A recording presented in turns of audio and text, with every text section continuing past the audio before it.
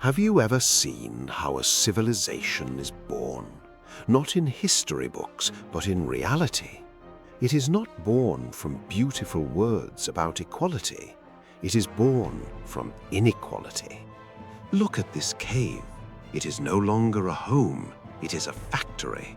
To the left, in dust and darkness, dozens of people sit. We see their hands scarred, covered in grey dust. Their lungs are filled with stone grit. They do not see the sun. Their task is to knap stone. To the right, near the entrance, sit others. They eat meat. They clean weapons. Their bodies are clean and strong. Their task is to kill. A month ago, you chose Path A, the caste system. You wanted efficiency? You got it. Ours tribe has become the deadliest machine in Paleolithic history. But this machine has a part that is about to break, and it is impossible to fix.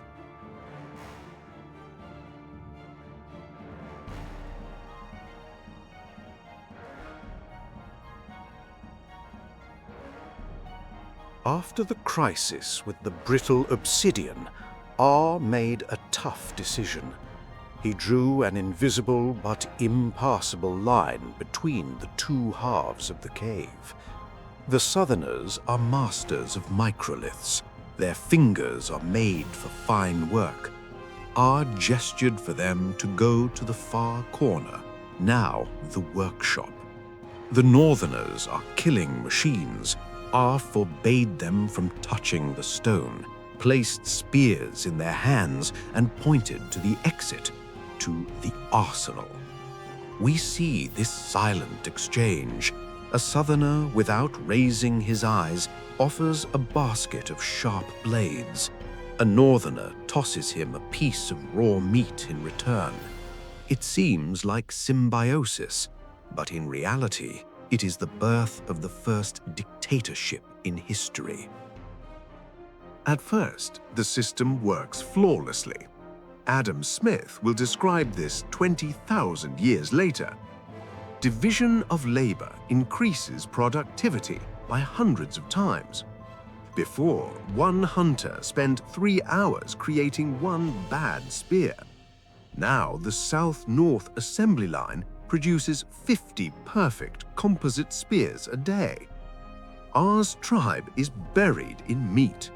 Deer, bison, even mammoths, no one can withstand their new weapons. The northern hunters grow fat.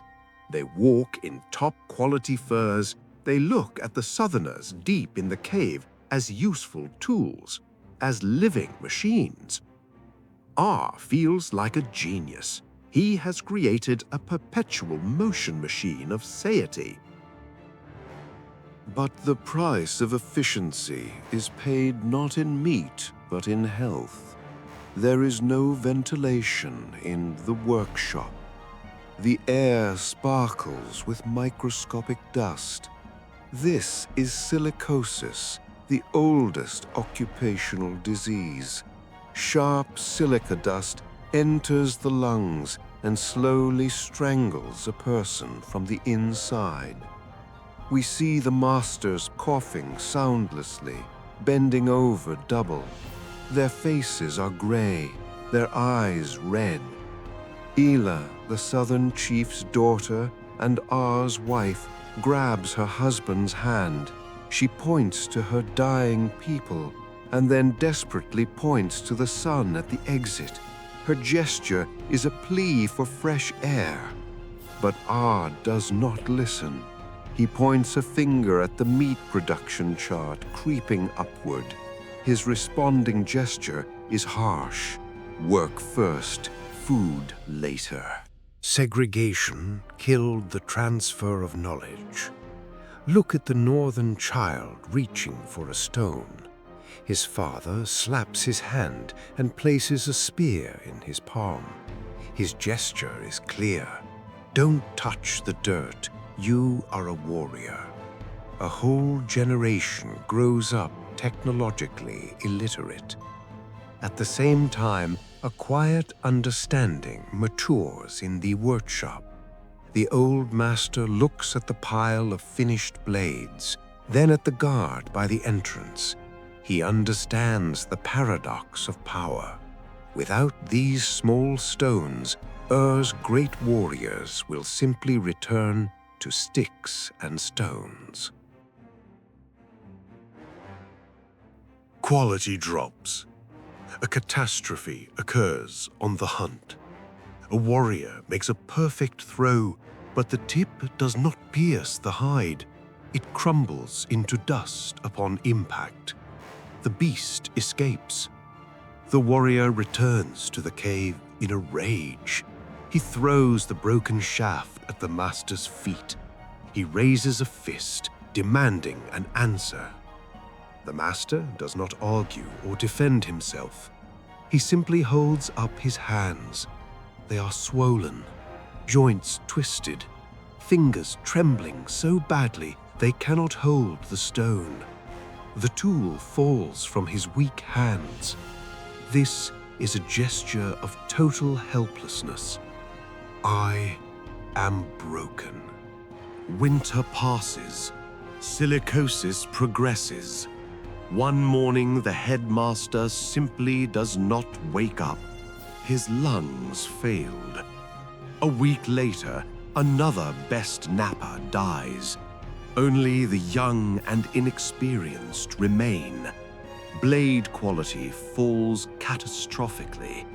This is no longer sabotage, it is a loss of qualification. R demands desperately with gestures, "Let the young ones do it."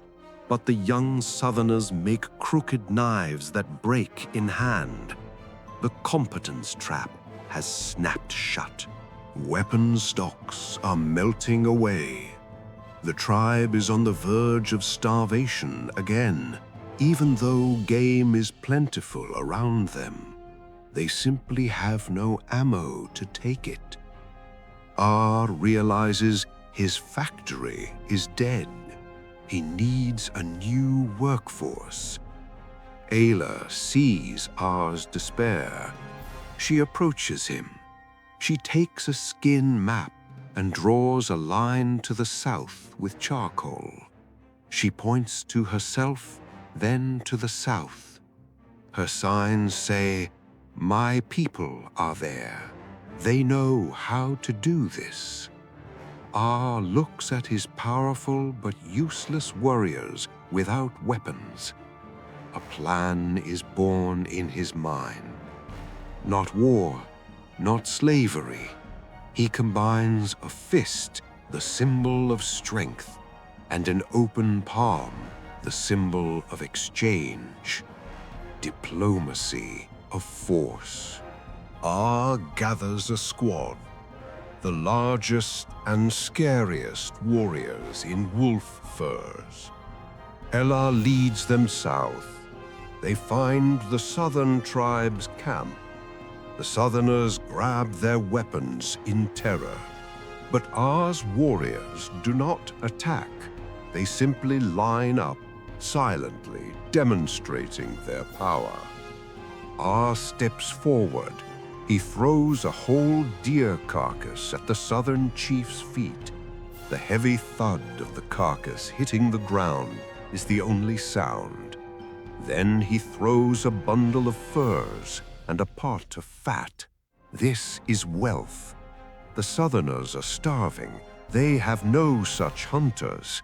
Then R takes out an obsidian knife. He points to it, then to the Southerners, then to the pile of meat. The gesture is clear. You give glass, we give meat. No one dies. R found a way out. He created outsourcing. We see the meeting place on neutral territory, a post in the ground. On one side lie baskets of perfectly sharp knives. On the other, mountains of meat. Once every 2 moons, the squads meet here. The exchange happens silently. R did not enslave them. He made them dependent on his food supplies. and he made himself dependent on their weapon supplies.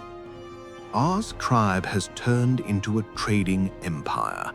They no longer make anything themselves. They only hunt and trade. You survived. You are rich, but you forgot how to create. Now your fate is entirely in the hands of those who live over the horizon. If they cut off supplies, you are unarmed. And what choice would you have made? End of transmission.